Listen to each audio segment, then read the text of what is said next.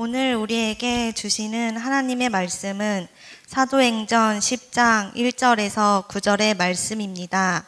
신약성경 203면에 있습니다.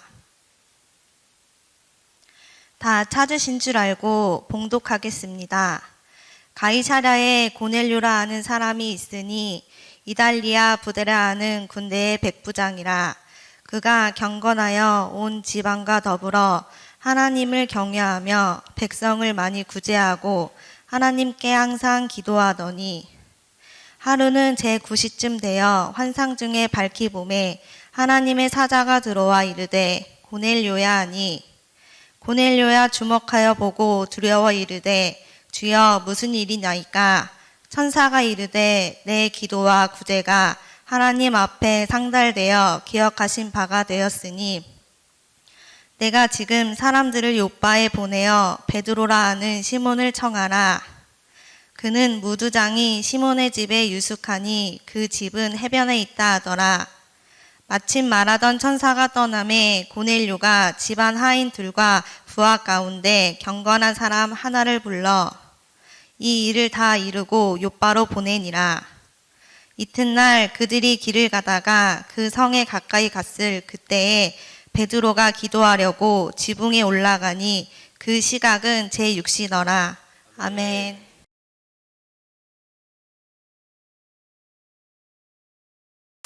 질문 하나 던지고 말씀을 전하겠습니다. 여러분, 행복한 삶을 원하십니까? 아멘. 아니면 불행한 삶을 원하십니까? 제가 싱거운 질문을 던졌죠. 사람은요, 배운 사람이나 못 배운 사람이나 서울 사는 사람이나 저 시골 사는 사람이나 똑같습니다. 다 행복한 삶을 원합니다. 그러면 뭐가 행복일까요? 어떤 것이 행복한 삶일까요? 최근에 한 여론조사 기관에서 한국인들이 생각하는 행복이 뭔가라고 하는 것에 대해서 조사를 했습니다. 그 중에 1위가 31%였는데요. 좋은 배우자와 화목한 가정을 이룬 것이었습니다. 그 다음으로는 건강, 경제적인 안정, 직업, 여가생활 등등이 차지를 했었습니다. 이런 조사 결과를 통해서도 우리가 분명히 알 수 있는 것은 행복한 삶의 시작은 행복한 가정에 있다라고 하는 것입니다. 그렇다면 어떻게 해야 행복하고 축복된 가정을 만들 수 있을 것인가? 오늘 본문에는 그런 가정의 모델이 소개되고 있습니다. 바로 고넬료라고 하는 인물입니다. 사도행전 10장은 이방인 고넬료가 하나님의 은혜를 받고 그 가정을 통해 하나님의 축복이 흘러가는 장면을 아주 자세하게 설명을 해주고 있습니다. 고넬료, 그 고넬료라고 하는 한 사람의 믿음으로 말미암아 온 가정이, 그의 종들이, 이웃들이 다 축복을 받는 역사가 일어났습니다. 아멘. 중요한 것은 한 사람. 아멘. 바로 그 한 사람, 그 한 사람만 예수님 안에 있게 되어지면 그로 인해서 가정이 연결되어지는 친척이, 이웃들이 다 축복을 받을 수 있다라고 하는 말입니다. 아멘. 이 시간 말씀을 나눌 때요, 아멘으로 응답해서 모두 여러분의 가정이 축복의 가정이 되어지기를 예수님 이름으로 축원합니다. 아멘. 축복의 가정을 만드는 믿음이라고 하는 것은 뭘까요? 몇 가지로 나눠 생각해 보려고 하는데, 첫 번째는 하나님을 경외하는 것입니다. 아멘. 따라합시다. 하나님을 경외하는 것. 하나님을 경외하는 것입니다. 본문 1절은 고넬료에 대해서 이렇게 소개를 하고 있습니다. 가이사라에 고넬료라는 사람이 있으니 이달리아 부데라 하는 군대의 백부장이라. 아멘. 가이사라 많이 들어보시지 않았나요? 종종 성경에 나오는 지명인데요. 예루살렘에서 북쪽으로 100km 정도 떨어진 지중해의 항구 도시로 당시 세계를 지배하고 있던 로마 제국의 황제 카이사르의 이름을 딴 도시였고, 여기에 로마의 막강한 군대가 주둔을 하고 있었습니다. 이 군대에 100명의 부하를 거느리고 있는 사람 중에 한 사람이 고넬료라고 하는 인물이었습니다. 예전에는요, 지금처럼 이름을 지을 때 깊은 의미나 철학을 담기보다는 아주 단순하거나 우스꽝스러운 이름을 많이 짓곤 했습니다. 여러분의 이름을 살짝 한번 떠올려 보십시오. 여러분 무슨 의미가 있는지, 무슨 철학을 갖고 있는지, 아니면 대충 지어진 이름인지 말이죠. 특별히 일제 강점기나 전쟁 직후에 또는 시골 지역에서는요, 출생신고가 늦게 되거나 가족이 많기 때문에 이름에 큰 의미를 부여하지 않는 경우도 있었고요. 혹여는 잡기를 쫓아내기 위해서 일부러 못생긴 이름을 지어주는 경우도 있었습니다. 가령 집집마다 딸을 너무 많이 낳다 보니까 이제는 딸을 그만 낳았으면 좋겠다 그래서 그만이라고 이름을 짓기도 하고요. 막내라고 해서 막내라고 짓기도 하고, 이제 더 이상 낳지 않겠다라고 하는 결심으로 말자라고 그러기도 하고, 태어날 때부터 할머니를 닮았다고 해서 할매라고 이야기를 하고, 남자아기를 귀하게 얻었다고 해서 귀남이라고. 어쩌면 우리 어른들은 그렇게 생각 안 하고 이름을 지을 수 있을까요? 평생을 그 이름 때문에 고통받는 거 생각하지 않고 말이죠. 우리나라도 그랬습니다만은 로마 시대에는요, 그 사람의 이름을 딱 보게 되어지면 그 사람이 귀족인지 노예인지 빽이 좀 있었는지 없었는지를 알 수가 있었습니다. 몇 년 전에 우리 교회 유종식권 차린 가정에서 파키스탄으로 파송한 코넬리우스 선교사님을 기억하십니까? 근데 본문의 주인공 고넬료를 원어로 읽어보게 되어지면 코르넬리우스입니다. 근데 코넬리우스랑 같은 이름이기에 제가 카톡을 보냈어요. 고넬료스 선교사한테. 혹시 당신 이름이 사도행전 10장에 나오는 고넬료의 근거 아니냐? 그랬더니 맞대요. 그런데 철자가 하나 틀렸대요. 코넬리우스 하게 되어지면 아이오리오스라는데 자기는 하여튼 한자가 틀렸대요. 우리나라 사람들도 왜 저처럼 원래 이상 6인데 잘못해가지고 이상 대로 바뀌는 뭐 그런 건가 봐요. 그래서 코넬리우스 이름도 철자 하나가 틀렸다라고 이야기를 하라고 해요. 이 코르넬리우스라고 하는 이름은요, 로마의 귀족 중에서도 아주 명문 귀족의 성인데, 로마 시대에 75명의 집정관을 배출했다 이 이야기를 합니다. 현대식으로 얘기하면 대통령 75명을 배출한 아주 대단한 집안이었다라고 하는 이야기입니다. 그러니까 고넬료라고 하는 사람은 흔히 말하는 로마의 엘리트 장교였다라고 하는 것을 보여주고 있습니다. 그런데 본문 2절은 유대 땅을 지배하던 엘리트 장교 고넬료의 아주 다른 모습을 보여주고 있는데, 거기 보니까 그가 경건하여, 그를 소개하고 있습니다. 그가 경건하여 온 집안과 더불어 하나님을 경외하며 백성을 많이 구제하고 하나님께 항상 기도했다. 아멘. 자, 로마 군단의 엘리트 장교쯤 되어지게 되어지면 어깨에 힘을 빡 주고 다닐 법한데, 성경은 그를 소개하고 있다고. 그는 경건했다. 아멘. 뿐만 아니라 온 집안과 더불어 하나님을 경외했다. 아멘. 여기서 경건하다라고 하는 얘기는 우상 숭배를 하지 않았다라고 하는 말입니다. 그러니까 고넬료는 그 당시 세계를 지배하고 있던, 그래서 수많은 신들을 섬겼는데 제우스 신, 아폴로 신 이런 것을 섬기지 않고 우상을 섬기지 않았다라고 하는 말입니다. 대신 고넬료와 그리고 그의 가정은 하나님을 경외하고 하나님 앞에 늘 기도하는 가정이었다라고 하는 것입니다. 아멘. 여러분 놀랍지 않나요? 어떻게 로마의 엘리트 장교가 다른 로마 장교들과는 100% 다른 삶을 살았을까요? 다른 사람들은 다 제우스나 아폴로에게 제사를 드리는데 자기 혼자 이것을 거부하고 하나님 앞에 온전히 예배드릴 수 있었을까요? 로마 엘리트 장교 고넬료가 어떻게 우상을 버리고 경건하게 하나님을 섬기는지 정확하게는 성경에 나와 있지 않아서 알 수는 없습니다. 그러나 중요한 것은 그와 그의 가정은 하나님을 경외했다라고 합니다. 하나님을 경외했다. 하나님을 경외했다라고 하는 것은 무엇을 말하는 것입니까? 하나님을 최고의 목적으로 살았다는 거예요. 아멘. 하나님을 최고의 목적으로 살았다는 거예요. 무슨 일이든지 간에 나의 기도를 들으시는 하나님께 기도했다는 것이고 아멘. 예수님의 사랑을 실천하며 살았다라고 하는 말입니다. 아멘. 사랑하는 여러분, 하나님을 경외하며 사는 축복이 있어지기를 원합니다. 아멘. 사람이 그래요. 50평 아파트 살고 100평 아파트에 살고 남들이 부러워하는 힘과 권력이 있고 자녀들이 명문대학을 나와서 재벌 기업에 일한다고 하더라도 하나님을 경외하지 않으면 결코 행복한 가정이 될 수 없습니다. 왜 그럴까요? 예, 하나님을 믿으면 모든 것을 얻을 수 있지만 하나님을 잃게 되면 모든 것을 잃기 때문에 그러한 것입니다. 아멘. 시편 44편 9절에도 말씀하고 있어요. 너희 성도들아 여호와를 경외하라. 그를 경외하는 자에게는 부족함이 없도다. 아멘. 하나님을 경외하는 축복이 여러분 가운데 넘치기를 원합니다. 아멘. 하나님을 가정의 주인으로 삼으시기를 바랍니다. 아멘. 그때 여러분의 가정이 축복의 통로가 될 것입니다. 아멘.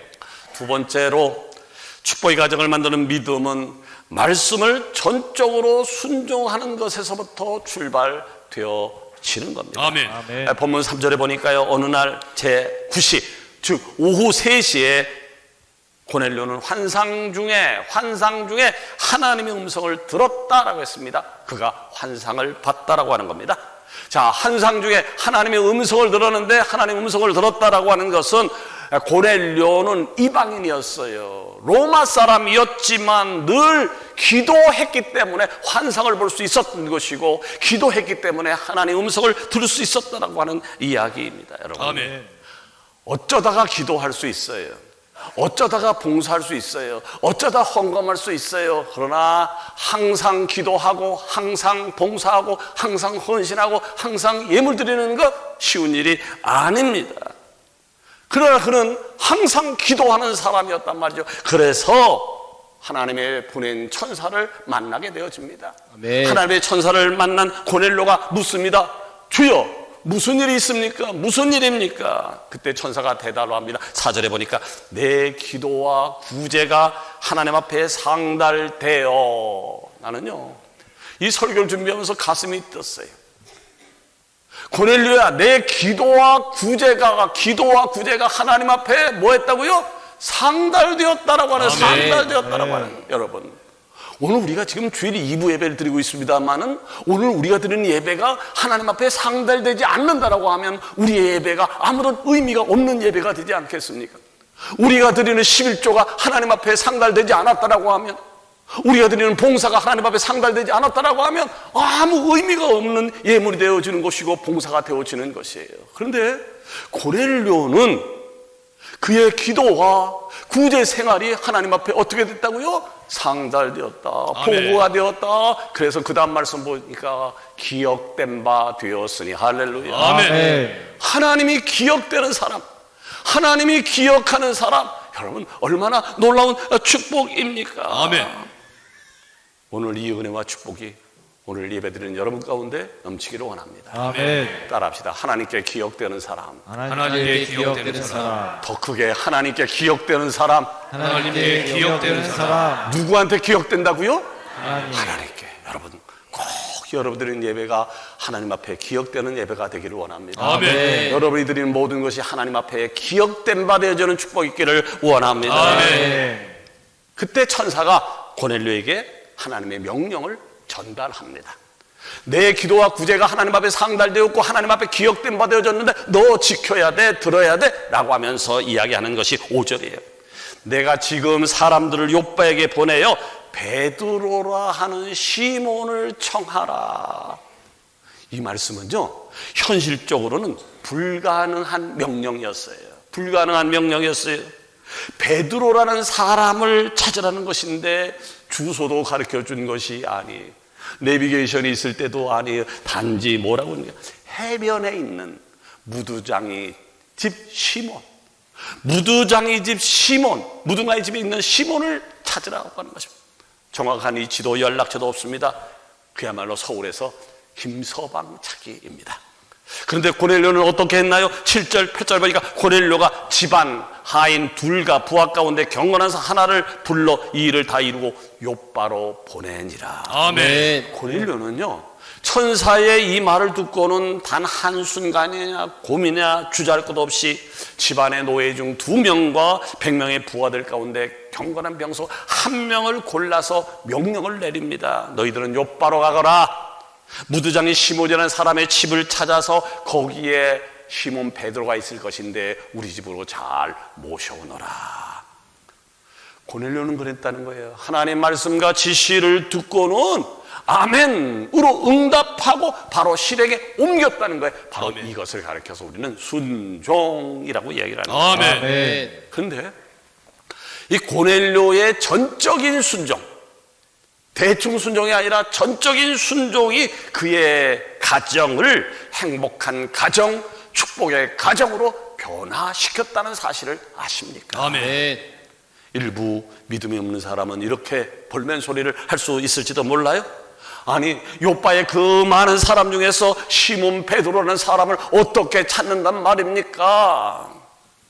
그러나 그것은 인간의 생각입니다. 여러분, 하나님은요, 우리가 믿는 하나님은요, 명하시면 답도 주시는 분임을 믿으시기를 바랍니다. 아멘. 고넬료는 알았던 것이죠. 하나님이 인도하실 것이라는 아멘. 것을. 아멘. 고넬료는 알았다는 것이죠. 하나님이 답도 주실 것이라는 아멘. 것을. 아멘. 여러분, 양치개를 보신 적이 있습니까? 아니, 양치개에 대해서 들어보신 적이 있습니까? 호주같이 넓은 곳에서 수백 마리의 양들을 기르려면 양치기개가 반드시 있어야 하기 때문에 양을 기르는 집에서는요, 개를 많이 기른다는 거예요. 그런데 모두가 다 양치기개가 되는 것은 아닙니다. 새끼 중에서도 아주 똑똑하고 날렵한 놈들을 골라서 아주 철두철미하게 훈련을 시킨다는 거죠. 그러다가 1살 정도 되게 되어지면 본격적으로 양놀이를 시작을 해야 합니다. 자, 양치기 개가 되어지는 핵심적인 자질이 있는데 그것은 뭐냐면 주인의 명령에 얼마나 순종하는가입니다. 좌측으로 가면 좌측으로 달리고 우측이라고 하면 우측으로 달리고 멈춰면 멈추고 기다리라고 하면 기다리는 것, 이렇게 주인의 명령에 절대적으로 순종하는 개가 최고의 양치기 개가 되어집니다. 그런데요, 이놈들이 말을 잘 듣다가 한 3년 정도 되어지면 주인의 명령보다는 지 마음대로 양을 몰려는 개들이 나타나기 시작한다는 겁니다. 양들이 자기만 보면 도망치니까 자기가 대장인 줄 착각하는 것이죠. 그런데 재미있는 것은요, 보통 개들이 이런 행동을 하는 것이 아니라 그 중에 똑똑하고 기민한 대장개들이 이런 행동을 보인다는 것인데, 이런 개들은 이런 생각을 하는 겁니다. 내가 잘나고 똑똑해서 양들을 기가 막히게 잘 모는구나. 내가 여기서 대장이다. 이렇게요, 자기가 잘나서 똑똑해서 대장인 줄 착각하면서 주인의 명령을 따르지 않는 양치개, 그 양치개는 어떻게 될까요? 주인은요, 그런 개가 나타나는 순간 한치의 고민도 없이 바로 시장에 팔아버립니다. 그런데 여러분, 이것은 그냥 단순한 개의 이야기가 아니다라고 하는 것입니다. 바로 우리들의 모습이기도 합니다. 혹시 여러분들 가운데 내가 교회 일 한두 해 한 것도 아니고 내가 10년 20년 교회에서 직분이 화려한데 그 프로그램 그렇게 진행되어질 거야. 혹시 오늘 설교 본문을 딱 보면서 그 설교가 이렇게 전개되어지겠구나 라는 생각을 하신 분은 안 계십니까?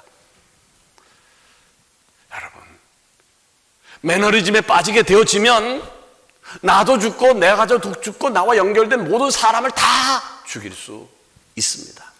서강의 지체는 고넬료처럼 하나님 말씀과 지시에 즉각 아멘으로 순종하는 축복의 주인공이 다 되어지기를 원합니다. 아멘. 위대한 종교개혁가죠 마틴 루터가 이렇게 얘기했습니다. 하나님의 기적은 순종할 때 일어나는 것이다. 아멘. 하나님의 기적은 순종할 때 일어나는 것이다. 아멘. 여러분의 가정에 기적이 필요하십니까? 그렇다면 아멘하고 순종하시기를 바랍니다. 아멘. 여러분의 가정에 틀림없이 하나님의 기적이 나타날 겁니다. 아멘. 여러분의 자녀들에게 하나님의 기적이 나타날 것이고요. 여러분의 목장의 부서에 여러분의 연결되는 모든 곳에서 기적이 일어날 줄로 믿습니다. 아멘. 세 번째로 축복의 가정을 만들어야 될 것인데, 축복의 가정을 만드는 믿음은 겸손이라고 하는 것입니다. 아멘. 자, 백부장 고넬료의 스토리는 9절에 계속되어지고 있습니다. 이튿날 그들이 길을 가다가 그 성에 가까이 갔을 그때에 베드로가 기도하려고 지붕에 올라가니 그 시각은 제 6시더라. 자, 말씀에 즉각적으로 순종했던 고넬료는 사람들을 요빠로 보냈습니다. 이들이 시몬 베드로를 찾으러 요빠에 가까이 갔을 때에 베드로는 제6시, 즉 정오 기도 시간이 돼서 지붕에서 기도하기를 시작했다. 고넬료도 기도하는 사람이었고요, 베드로도 기도하는 사람이었다는 것을 알 수 있습니다. 아멘. 그때 하나님께서는 베드로에게 아주 특이한 환상을 보여주셨어요. 고넬료에게 환상을 보여주셨던 하나님이 또 베드로에게도 환상을 보여주셨는데, 하늘에서 갑자기 큰 보자기가 내려온 겁니다. 그 안에는 땅에 있는 각종 네 발을 가진 짐승과 기는 것과 공중에 나는 것들이 들어있습니다. 그리고 소리가 났습니다. 베드로야, 일어나 잡아먹어라. 베드로가 대답을 합니다. 주여, 그럴 수 없습니다. 속되고 깨끗하지 않은 음식을 저는 결코 먹지 않겠습니다. 그때 다시 소리가 들립니다. 하나님이 깨끗하게 하신 것을 내가 속되다 하지 말라. 아멘. 하나님이 괜찮다는데 내가 뭐야? 하나님이 괜찮다는데 내가 뭔데? 우리는 가끔요, 내가 정한 테두리를 모든 것 위에 드는 아주 나쁜 습관을 가지고 있습니다. 신앙의 연령이 깊으면 깊을수록, 직분이 올라가면 올라갈수록 나쁜 습관이 어느새 내 중심에 자리 잡습니다. 내가 생각하고 있는 것, 내가 결정한 것, 이것이 다이다라고 하는 겁니다. 그것이 최고라고 하는 것입니다. 그래서 때로는 내가 담임 목사가 되기도 하고, 때로는 내가 하나님이 되기도 합니다. 베드로는 지금까지 자신이 생각한 것과는 다른 소리를 들었고, 그래서 고민에 빠졌습니다. 대체 이게 무슨 환상인가? 바로 그때 성령님의 음성이 들렸습니다. 일어나 내려가, 의심하지 말고 함께 가라. 내가 그들을 보내었다. 아멘. 우리는요, 여기서 성령님이 하신 아주 중요한 사역 한 가지를 보게 되어지는데, 이전에 한 번이라도 만나본 적이 없는 사람들을 연결시켜주고 있는 겁니다. 아멘. 이것을 우리는 교통이라고 얘기를 하는데, 고린도서 13장 13절에 보니까 주 예수 그리스도의 은혜와 하나님의 사랑과 성령의 고통하심이 너희 무리와 함께 있을지어다. 아멘. 라는 말씀이 있습니다. 여러분 생각해 보세요. 고넬료가 누굽니까? 로마의 엘리트 장교였습니다. 시몬 베드로는 갈릴리 어부 출신의 별 볼 일 없는 사람이었습니다. 거리로 보나 민족으로 보나 이 두 사람은 단 한 번도 만난 적도 없고 앞으로도 만나볼 가능성이 없는 사람들이었습니다. 그런데 가능성이 없는 사람들이 어떻게 만날 수 있었을까요? 바로 성령께서 하신 겁니다. 아멘. 성령께서 만나게 하시는 겁니다. 아멘. 이것이 바로 성령의 교통하심이라고 하는 겁니다. 아멘. 여러분, 오늘 우리가 2부 예배를 드리고 있습니다만은, 아니 2부 예배뿐이 아니라 1부 예배, 3부 예배, 서강 공동체 속에 속한 사람들이 어떻게 서로 만난 것입니까? 바로 성령의 교통하심의 역사가 있었기 때문에 만날 수 있었던 겁니다. 아멘. 아멘. 우리 가운데 처음부터 알고 지낸 분 계십니까? 엄마 뱃속에서 응앙응앙 태어날 때부터 저를 알았습니까? 친구를 알았습니까? 이웃을 알았습니까? 아니에요. 우리는요, 태어난 것도 자란 것도 다 다르지만 성령께서 우리 각자를 서강 공동체 안으로 인도해 주셨고 서로 교제하게 하신 겁니다. 아멘. 바로 이 성령께서 베드로와 고넬료가 서로 다른 사람이었지만 이름조차도 몰랐지만 만나게 해 주셨던 것이죠. 아멘. 베드로는 고넬료가 보낸 사람들을 만났고 이들은 함께 가이사랴로 길을 떠납니다. 베드로 입장에서는 그러지 않았겠습니까? 고넬료라는 사람을 만나는 것이 왠지 불편하지 않았겠습니까? 고넬료는 로마 군단의 엘리트 장교였고 베드로는 그냥 촌사람 어부인데 이 장교가 시골 사람 하나 죽이는 것 그야말로 식은 죽 먹기 그런 의미에서 부담스러웠을 겁니다. 그럼에도 불구하고 베드로가 고넬료에게 갑니다. 왜요? 성령께서 가라 하시니까. 아멘. 고넬료 역시 생각을 했을 겁니다. 아니 대체 시몬 베드로라는 사람이 누구길래 하나님이 직접 천사를 보내서 그를 내 집까지 모시고 오라고 하는 것일까? 또 베드로가 우리 집에 온다면 어떤 일을 할 것인가? 이해가 되지 않았지만 그가 순종해요. 왜요? 성령께서 하라 하시니까. 사도행전 10장 24절은 이렇게 기록을 남깁니다. 이튿날 가이사랴에 들어가니 고넬료가 그의 친척과 가까운 친구들을 모아 기다리더니. 아멘. 놀랍지 않나요? 고넬료는 그랬어요. 자기 가족뿐만 아니라 친척의 가까운 친구들까지 불러서 지금 베드로를 기다리고 있습니다. 무엇인가요? 하나님을 사모했다라고 하는 것입니다. 아멘. 자신과 자신의 가정을 향한 하나님의 특별한 계획이 있다는 사실을 믿고 기다렸다는 것이죠. 아멘. 25절에 보면 더 놀라워요. 마침 베드로가 들어올 때 고넬료가 맞아 발 앞에 엎드려 절하니. 아멘. 상대의 발 앞에 엎드려 절했다는 것은 노예가 주인에게 인사하는 태도였습니다. 그런데 어떻게 힘있던 로마의 엘리트 장교가 처음 보는 갈릴리 늙은 얼부의 발 앞에서 절을 할 수 있었던 것일까요? 이유는 간단했습니다. 고넬료는 로마 시민권, 귀족 가문, 백부장이라는 권력, 그가 지금까지 얻고 누렸던 모든 것을 다 내려놓은 겁니다. 아멘. 겸손한 믿음이었습니다. 아멘. 바로 이 겸손한 믿음이 그의 가정을 축복의 가정, 행복의 가정으로 변화시킬 수 있었던 것입니다. 아멘. 여러분, 무엇이 여러분의 가정을 행복하게 할 수 있을까요? 다른 것이 아니라 겸손임을 믿으시기를 바랍니다. 아멘. 바로 거기에서 가정의 행복이 시작될 수 있습니다. 아멘. 아멘. 하버드 대학교에서 박사 학위를 받고 교수의 길을 걸어야 되는데 그 교수의 길을 포기하고 몽골에 선교사로 간 분이 있죠. 여러분 많이 들어서 알겠습니다만 이용규 선교사라는 분이에요. 이분이 내려놓음이라는 책을 써서 많은 분들이 읽고 은혜를 받았습니다만 그 내려놓음이라는 책 중간에 이런 글귀가 있습니다. 하나님이 내려놓으라고 하신 이유는 우리가 내려놓을 때 비로소 그것이 우리 것이 되기 때문이며 하나님이 우리에게 더 좋은 것을 주시려고 하기 때문이다. 아멘. 아멘.